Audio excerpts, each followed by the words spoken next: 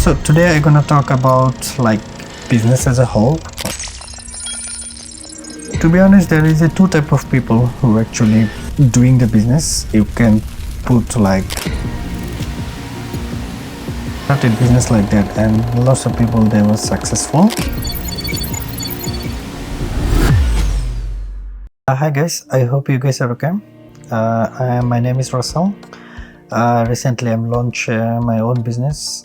It's called Kookdin. It's a homemade food delivery company. Today actually I starting a new kind of series, because I start my own business, I'm learning everything by myself. So I was thinking to share my journey, in my business journey, how I do the things, like what I learn, like what is the problem I'm facing, from where I'm learning, like who inspired me. Imagine that Amazon or Apple done kind of like a daily blog, or kind of like their inspiration from where they like what they read, what problem they have, how they solve the problems. So how good is going to be for us to know, like for the young entrepreneur, like people like us, like who is starting this business. So that's my idea. Like, let's see how I can help to you in your journey. So today I'm gonna talk about like business as a whole, and especially food business. For whom this business, for who shouldn't start a business. To be honest, there is a two type of people who actually doing the business. You can put like two category. First category is like people who actually don't have anything to left. I mean, either they do business or they go hungry, like they don't have any other choice. Lots of people actually started business like that, and lots of people they were successful. I know personally a couple of people who, I mean, if they don't do business, they will go hungry. Lots of people from my country, they starting business taking microfinance loan.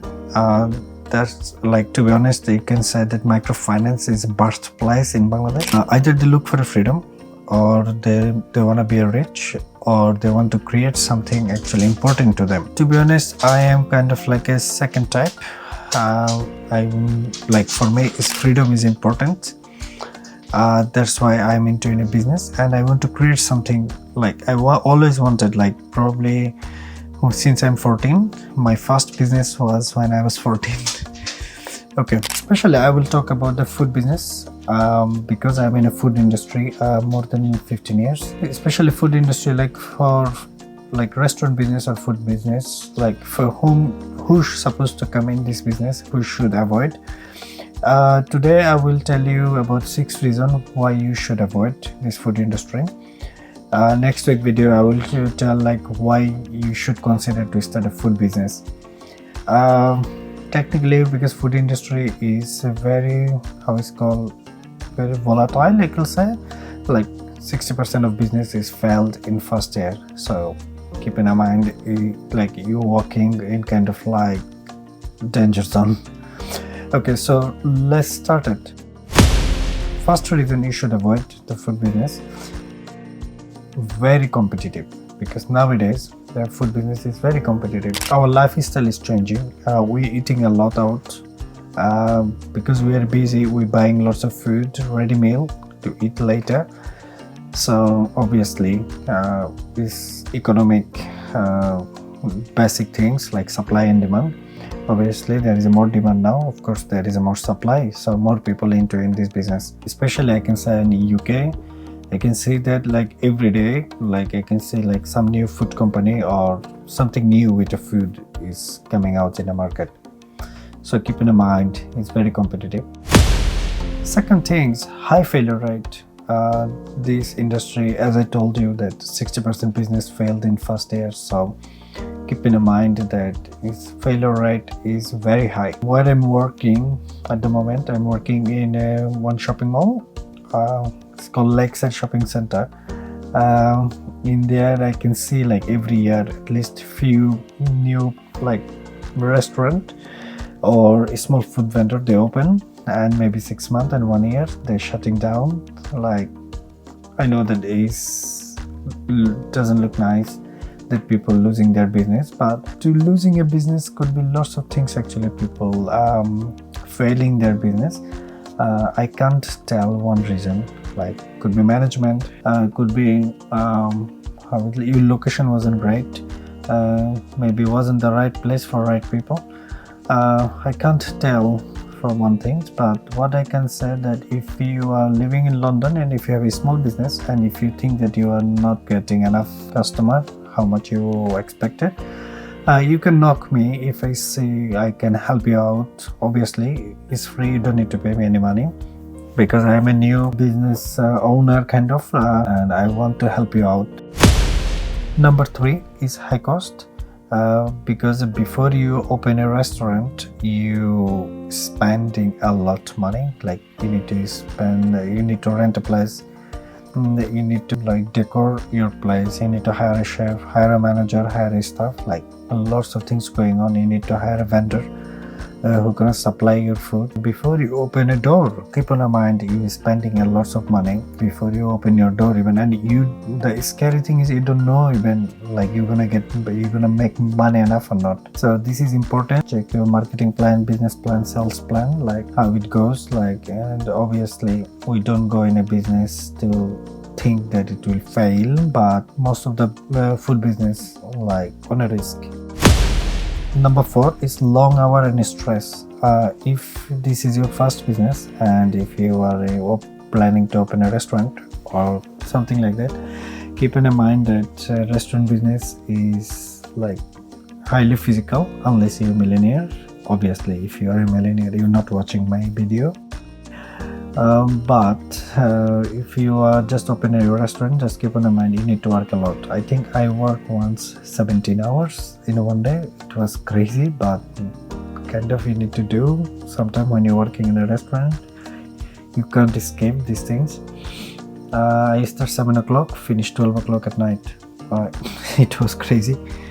But you need to keep in mind that you need to work a lot. And the other thing is you shouldn't work in your business, you should work on your business. I know that this phrase actually I need another video to explain why you shouldn't do that. But when we don't have when we just started our business, sometimes we don't have a choice, so we need to do what we need to do. Like there is no work-life balance in a restaurant. And it's crazy. Like we always work when other people having a good time, like Christmas, New Year's, holidays, all the time. So keep in mind you will work a lot. Number 5 is health and safety. You cannot open a food business unless you have a permission from the government. I know the UK rules, like when you open a restaurant, you need to contact with your local authority. They will come and check your place. If they're happy, they will give you permission to open a restaurant. But the other thing is, because nowadays health and safety goes like so priority, like there is a lots of things you need to keep in mind when you're running a food business, especially nowadays the allergens, vegan food, gluten-free food, data protection, lots of things, like lots of new rules is at the moment in food industry. So if you think it's going to be hard for you to handle that many things, so I think you should keep avoid. Another thing is alcohol. Of course, you can't avoid it. If you open a restaurant, you need to have alcohol, and of course you need there's a lots of things going. You need a license for alcohol also. So keep in mind. Now, changing customer preference. Social media, especially TikTok in UK, changing lots of food trend. So you always need to keep in mind that you always need to check what's going on in a new food trend at the moment. Other thing is if you don't follow the food trend, it's going to be hard for you to attract a new customer. And the other thing is also new generation. Because obviously lots of young people, they wants to hang out in a place, but if they don't see that what type of food you see is not for them, they wouldn't come. So keep in mind that you always need to check what's on a trend, unless you have a family recipe or you're doing completely authentic homemade that obviously you're not gonna change because trend is change, but keep in mind that social media trend is important. There's 6 things actually like at the moment in my mind, but in a business lots of things could go wrong, but I hope I don't scare you. Next week I upload why you should pursue a food business. I hope you enjoy my video, and if you enjoy my video I hope you will subscribe and you can see like how my journey is actually. And thanks a lot and goodbye.